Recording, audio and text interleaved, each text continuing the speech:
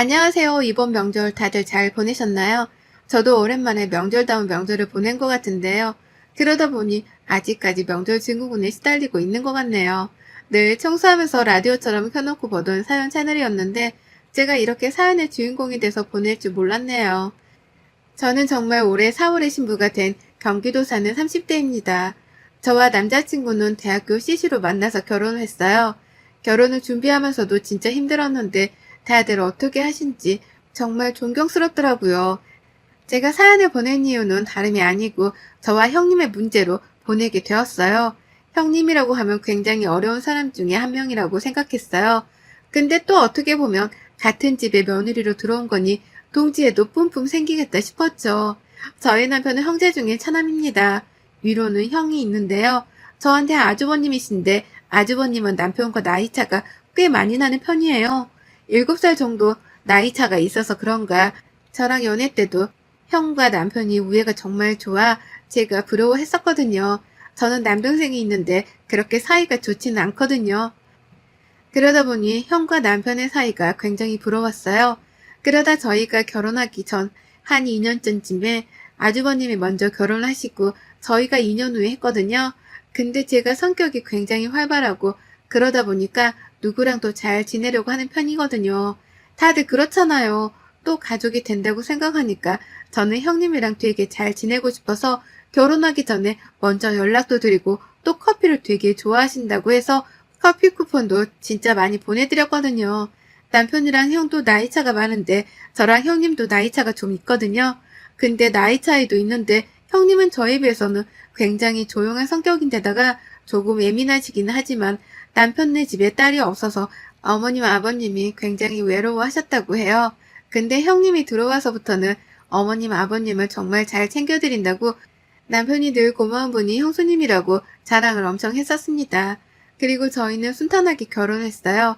원래 지금 시어머니랑은 연애 때부터 굉장히 잘 지낸 편이라 제가 남자친구였을 때 엄마 아빠라고 부르면서 엄청 자주 뵈러 갔었기 때문에 시어머님이 되셔도 늘 똑같은 마음으로 저를 많이 예뻐해 주셨거든요. 그래서 저랑도 사이가 굉장히 좋은데 어느 날부터인가 어머님께 전화드리면 맨날 한숨을 쉬시는 거예요. 그래서 이번에는 작정을 하고 제가 어머님께 또 한숨을 쉬시길래 여쭤보았죠. 어머님 무슨 일 혹시 있으세요? 라고 물어보니 어머님이 큰애 때문에 조금 힘들다고 하시는 거예요. 저는 결혼하고 이런 이야기를 처음 듣다 보니 이런저런 이야기를 하는데 갑자기 그렇게 잘하시던 형님이 요새는 전화도 잘 안 받고 또 전화를 해도 묵묵부답이니까 어머님은 그게 많이 답답하셨나 봐요. 전화를 되게 자주 하는 편이었는데 지금은 한 번 전화하면 안 받고 한 4, 5일은 지나고 나서 전화했냐고 온다고. 그게 어머님은 조금 속상하셨나 봐요. 근데 저도 며느리다 보니 저는 어머님과 잘 지내기도 하고 제 성격이 활발한 편이라 통화하는 게 어렵지 않지만 사람마다 다 성격이 다르기도 하고 전화 통화하는 걸 어렵게 생각하시는 분들도 많이 있기도 하고 또 다른 일이 있어서 속상해서 그러신 것 같으니 너무 마음 쓰지 말라고 그랬죠. 그러니 다음에 셋이 자리를 제가 만들겠다고 여자들끼리 데이트하자고 하면서 어머님 마음을 풀어드렸어요. 그렇게 어머님과 전화를 끊고 한 일주일 정도가 흘렀을까요? 갑자기 생전 전화도 안 하던 형님이 저에게 카톡을 보내셨더라고요. 근데 그 카톡 내용이 조금은 이해할 수 없는 내용이라 제가 형님께 전화를 드렸죠. 형님, 저예요. 문자로 이렇게 내용을 보내셨는데 제가 무슨 말인지 잘 이해가 안 돼서 통화하는 게 더 나을 것 같아서 전화드렸어요.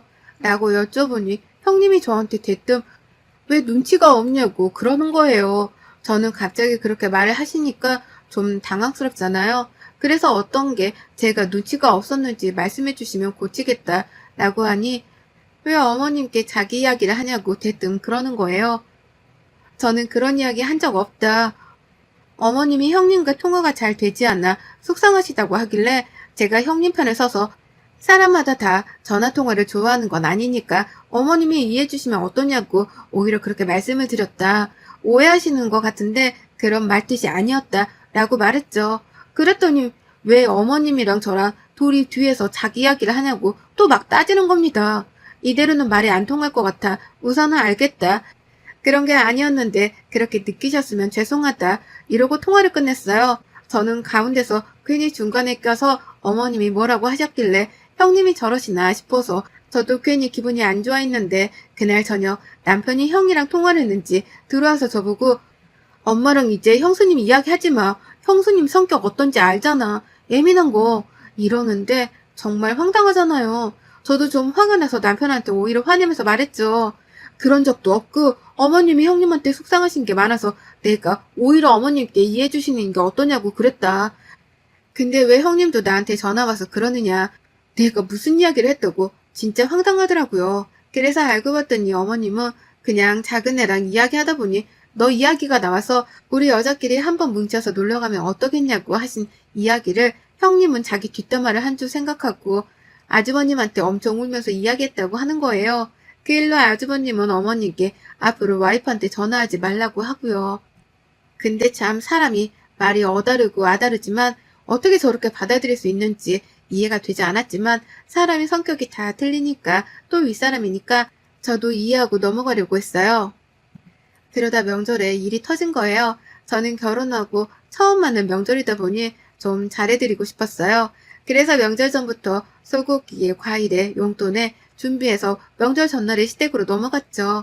남편네 집은 큰 집이라 제사를 크게 지내기 때문에 그 전날에 가서 자고 다음날까지 막 친척들이 오신다고 해서 남편이 되게 걱정했거든요. 근데 저는 원래 북적북적한 것도 좋아하고 하다 보니까 상관없다고 나는 명절 그 다음날 집에 가도 되니까 눈치 보지 말라고 결혼하기 전에 이런 이야기를 다 합의가 된 상태였어요. 그렇게 명절 전날에 바리바리 싸들고 시댁으로 향해서 어머님 음식하는 걸 도와드리고 있는데 형님이 오셨더라고요. 좀 어색하긴 했지만 그래도 최대한 밝게 인사하려고 저는 먼저 형님 오셨냐고 말을 건넸고 형님은 이러면서 눈길을 피하시더라고요. 어색하게 인사하고 함께 전도 부치고 음식도 만드는데 형님은 정말 말을 단 한마디도 안 하시더라고요. 그래서 저도 따로 막 말을 걸진 않았어요. 그렇게 어색한 시간들이 흐르고 어머님 아버님이랑 남편이랑 아주버님은 잠깐 친척네 음식 가져다 주고 오신다고 하셔서 저랑 형님만 집에 둘이 남아있었는데요. 다른 가족들이 다 나가고 나니까 갑자기 형님이 하고 있던 음식을 휙 던지더니 방으로 들어가더라고요. 아니 너무 황당하잖아요. 그래서 뭐가 나한테 기분이 나쁜가 싶어서 그냥 묵묵히 다시 뒷정리를 하고 있는데 한 15분이 흘러도 20분이 흘러도 나오질 않는 거예요. 그래서 쭈뼛쭈뼛 문을 열고 형님에게 무슨 일이 있으시냐고 그냥 들어가시길래 금방 나오실 줄 알아서 기다렸는데 안 나오시길래 어디 아프시냐고 물어봤죠. 그랬더니 나는 아까 많이 했잖아. 동서가 좀 해. 내가 이런 것까지 해야겠어? 내가 동서보다 윗사람인데 그냥 시키면 좀 해. 물어보지 말고. 딱 이렇게 말을 하는 거예요. 어안이 벙벙했지만 거기서 따질 수도 없고 해서 그냥 뒷정리 제가 혼자 다 하고 저도 남편 방으로 들어가서 좀 쉬고 있었어요. 근데 깜빡 잠이 들어서 소리거나 거실로 나가보니 형님이 부엌에서 아까 제가 다 정리했던 그릇들을 꺼내서 다시 다 닦고 있는 거예요. 너무 황당해서 제가 형님한테 제가 아까 그거 몇 번씩 닦아서 넣어놓은 건데 왜 다시 하시냐고 물어보니까 동서가 들어가서 잠들었길래 내가 한 건데 무슨 말을 하는 거냐고 그러는 거예요. 그것도 가족들 앞에서요. 어머님은 작은 애가 많이 피곤했나 보다 라고 하고 남편도 많이 피곤했냐고 그러는데 제가 분명히 다 닦아서 올려두고 들어가서 깜빡 졸은 건데 내가 한 거를 자기가 했다고 하니 정말 황당하잖아요. 도대체 왜 저러나 싶어서 억울해하고 있는데 저보고 자기가 저녁할 테니 들어가서 쉬고 있으라고 하는데 저랑 아까 있었을 때랑 180도 달라진 모습이었어요. 너무 억울했지만 그냥 시댁에서 예쁨 받고 싶어서 저러시나 보다 하고 착한 내가 넘어가자 하면서 화를 참았죠. 근데 그 뒤로도 가족들 앞에서는 저한테 잘해주는 척하고 자기가 다 일하는 척 하다가 가족들이 잠깐 자리라도 비우면 일하던 거 딱 멈추고 다리 꼬고 그 자리에서 핸드폰 하거나 아예 일을 안 해요. 그러다 또 어머님이나 아버님 나오시면 다시 일하는 척 하고요. 속으로 진짜 형님 만만한 분이 아니구나 생각하고 있었는데 명절만 지나면 또 자주 보는 것도 아니니까 내가 참자. 그렇게 참을 일을 3번을 그리고 있었을 때 저랑 남편이 가지고 온 소고기를 보고 갑자기 이러는 거예요. 동서, 그거 고기 혹시 당근마켓에서 사온 거 아니야? 라고요. 너무 황당해서. 형님, 무슨 말씀이세요? 고기를 어떻게 당근마켓에서 사와요? 이거 남편이랑 저랑 백화점 가서 미리 사서 받은 거예요. 라고 했더니 자기가 그저께 당근마켓에 들어갔는데 저랑 똑같은 고기 세트를 엄청 저렴하게 팔고 있던데 상표도 똑같은 거 보니 동서가 사온 제품이랑 너무 똑같다면서 까르르 웃는 거예요. 근데 그 얘기를 저한테만 한 게 아니라 어머님, 아버님 옆에 다 계시는데 하니까 너무 얼굴이 화끈거리는 거예요. 진짜 정상적으로 구매해서 가지고 온 건데 저렇게 말하니 화도 나고 너무 얄미웠어요. 제가 정색하니까 장난친 건데 왜 이렇게 진지하게 받아들이냐면서 하는데 빨리 명절이 끝나기를 바랬죠. 그렇게 명절 당일이 되고 남편네가 큰집이라 친척들이 다 모이시느라 인사하고 상 차리고 정신이 없는데 이때도 형님은 일하다 어디 가고 일하다가 가족들만 안 보이면 다른 데 가 있고 오면 아버님, 어머님 보이면 열심히 일하는 척 하는 거예요.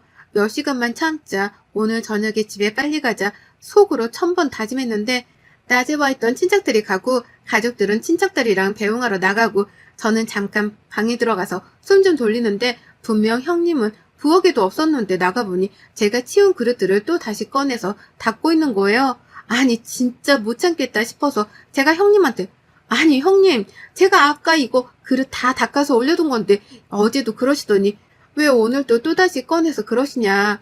제가 분명히 몇 번 닦아서 넣어서 묻은 것도 없는데 라고 하니까 기름들이 너무 많이 묻어서 자기가 다시 하는 거래요. 근데 저도 여기서 화를 참지 못하겠어서 아니 말도 안 되는 소리를 하시는데 어제부터 어머님 아버님 계시면 일하는 척 하시다가 안 계시면 방에 들어가시고 핸드폰 하고 쉬시는 거 다 한다. 힘든 것 같아서 저도 말 안 했는데 이거 도가 좀 지나치는 것 같아 말씀드렸다 하니 정말 토씨 하나도 안 틀리고 저한테 오히려 당연히 동서가 해야 하는 거 아니야? 라는 거예요. 그래서 제가 왜 그게 당연한 거냐. 같이 시집와서 같이 해야 하는 게 맞지 않느냐 하니 자기가 윗사람이고 제가 아랫사람인데 나보다 동서가 더 일을 하는 게 맞는 거라면서 가정교육 잘못 받은 사람처럼 구는 게 짜증이 난다고 하네요. 형님 말에 너무 화가 나서 말 가려서 하라고 언성이 좀 높아지려 하는 찰나에 갑자기 형님이 눈물을 훌쩍하면서 우는 거예요. 당황해서 왜 우냐고. 그러니 뒤에 가족들이 와 있더라고요. 저는 윗사람한테 대드는 사람이 되어 있고 형님은 저한테 당하는 사람이 되어 있었어요. 어머님, 아버님은 저보고 방으로 들어오라고 하셔서 들어가서 한 소리 크게 먹었어요. 이뿐만이 아니라 시댁 친척들이 있는 곳에서 저에게 정말 아무렇지 않게 동서는 친정이 없지 않아? 더 이따가 가도 되지 뭐 이러더라고요. 저 결혼하기 전에 아빠가 지병으로 돌아가셔서 엄마랑 동생만 있는데 그걸 알고 저렇게 대놓고 말을 하더라고요. 그 말을 듣는 사람들은 저마다 저를 보고 안쓰럽다는 듯이 쳐다보는데 그 눈빛도 저는 못 견디기 싫은 거예요. 이렇게 지옥 같은 첫 명절이 지나가고 아무래도 안 될 것 같아 명절 다음날 형님한테 전화해서 둘만 보자고 했어요. 근처 카페에서 만나서 저한테 감정이 상하신 게 있냐. 그래서 이러시는 거냐 물어보니 나는 동서랑 잘 지내고 싶은데 동서가 너무 옆에서 얄밉게 행동해서 얄밉대요. 근데 제가 그렇게 하는 이유가 어머님 아버님한테 뭐라도 받아먹으려고 생각해서 그러는 것 같다는 거예요. 그 노인네들이 동서 들어오기 전에는 우리한테 다 퍼줄 것처럼 하더니 동서 들어오니까 아주 동서의 여우 같은 면에 빠져서 지금 받을 것도 못 받게 생겼는데 내가 제정신이겠어? 그러니까 좀 나대지 말지 그랬어. 저 결혼하기 전에 시댁에서 큰 아주버님한테 경기도 광명시에 아버님 명의로 사놓은 아파트가 있는데 거기가 재개발돼서 집값이 많이 올랐나 봐요. 그래서 그 집을 아주버님 앞으로 해주겠다고 하셨는데 그럼 증여세가 너무 많이 나와서 우선은 가지고 있다가 상황 봐서 돌려주신다고 하셨나 봐요. 근데 이제 제가 들어오니 둘째네도 뭐 해줘야 하는데 이런 이야기가 나오니 괜히 그 아파트 저희한테 뺏길까봐 견제하고 있었던 거더라고요. 그리고 지금까지 착한 척 했는데 제가 매번 어머님이랑 통화하니까 짜증나서 어머님 전화도 피하고 그런 거였더라고요. 결국에는 돈 때문이었다는 소리를 듣고 자리에서 벌떡 일어나 무작정 걸었어요. 그렇게 걷고 또 걸으니 이렇게 당하고만 있을 수는 없겠더라고요. 그래서 형님한테 전화해서 말했어요. 저는 시댁에서 받는 거에 대해서 관심도 없고 주시면 감사하지만 혹시 주지 않으시더라도 저는 서운하지 않다고. 당연히 남편이 장남도 아니고 차남이고 저희 남편보다 아주버님네를 더 생각하시더라도 전혀 서운하지 않다고요. 근데 제 생각은 늘 변함이 없기도 하고 또 저랑 남편은 직장이 탄탄한데 노후까지 걱정이 없는데 형님은 변변치 않은 직장이라 남의 재산을 탐하시는 것 같다고. 근데 이 이야기를 저만 알아서는 안 될 것 같다. 모든 가족들이 알아야 형님의 실체를 알지 않겠냐고 하니 그 말이 끝나자마자 그렇게 조용하고 조근조근 말했던 형님이 소리를 고래고래 지르시는데 귀청이 떨어지는 줄 알았어요. 더 이상 말이 통하지 않을 것 같아 우선 차단부터 하고 제 나름대로 이 일을 해결할 플랜을 세웠어요. 가장 먼저 아까 만났던 형님이랑은 사실 몰래 동영상으로 촬영을 해놨고요. 그렇게 디데이를 앞둔 날 형님에게 카톡을 보냈죠. 시댁으로 오시라고요. 자기도 제 발이 저렸는지 시댁에 갔더니 먼저 기다리고 있더라고요. 그랬더니 정말 뻔뻔하게도 아니 동서 무슨 일이야? 동서가 가장 아랫사람인데 우리가 이렇게 기다려서 되겠어? 정말 아무 일도 아니면 정말 각오해. 이런 말들을 주저리 늘어놓더라고요. 그리고 거실 탁자에 커다랗게 둘러앉아 이야기를 시작했어요. 먼저 어머님 아버님께 저와 남편 상황들을 모두 다 이야기했고 저나 남편은 지금 다니는 직장이 탄탄해서 노후 준비도 잘 되어 있고 아빠가 돌아가시면서 저랑 제 동생 앞으로 집 하나씩은 해두셨기 때문에 거기에서 월세도 지금 받고 있다. 때문에 어머님 아버님한테 도움받을 생각도 없다. 말씀드렸죠. 물론 당연히 주신다면야 너무 감사하게 받겠지만 주시지 않더라도 서운하지 않고 또 남편이 차남이기 때문에 당연히 장남인 아주버님이 저희보다 더 받으면 받아야 된다고 생각하는 사람이라고요. 근데도 형님은 욕심이 많은 것 같다. 정말 욕심이 없는 분이라고 생각했지만 상상 이상으로 심하시더라. 남편 얘기 들어보니 어렵게 자라와서 그런 건지 거지근성이 있으시더라.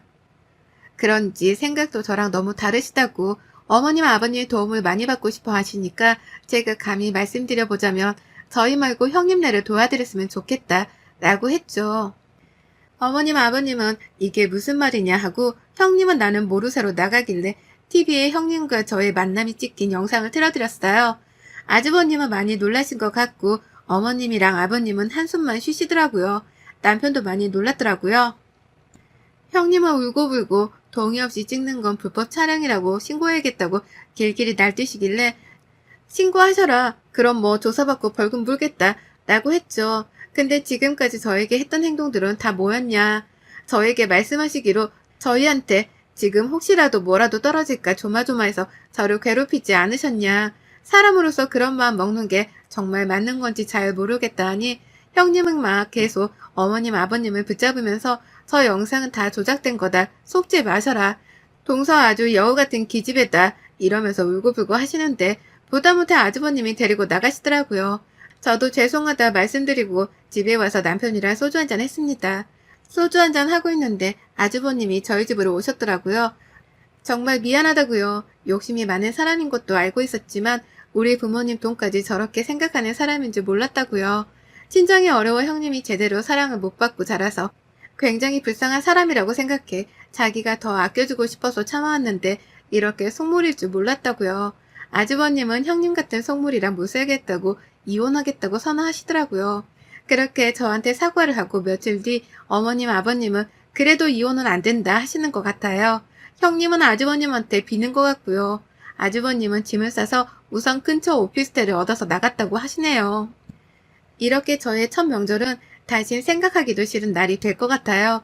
저의 이런 행동이 모두에게 상처가 되었겠지만 형님의 실체를 모르고 지나간다는 건 더 아니라는 생각이 터뜨렸네요. 여러분들도 화병 나지 않게 터뜨리고 사세요. 눈에는 눈, 이에는 이를 보여줘야 한다고 생각합니다. 그 뒤로 형님 소식을 잠깐 덧붙이자면 형님과 아주버님은 깔끔하게 이혼을 하셨어요. 우선 아주버님이 형님이 뒤에서 이런 이야기들을 하는 것들을 못 참겠다고 하시더라고요. 이외에도 형님의 카톡에 친구들에게 시댁욕을 어마어마하게 한 게 들통나서 그 욕에 정말 입에도 담을 수 없는 내용이 있었나 봐요. 그래서 아주버님이 이 내용을 보고 이혼을 결심하게 되었다고 나중에 아주버님이 말씀해 주시더라고요. 앞에서는 착한 척하고 뒤에서는 그렇게 뒷담화를 했으니 자업자득이라고 생각해요. 뿌린 대로 거둔다는 말이 딱 여기에서 오는 것 같다는 생각을 또 한 번 하게 되네요. 여러분의 생각은 댓글로 남겨주세요. 오늘도 시청해 주셔서 정말 감사합니다.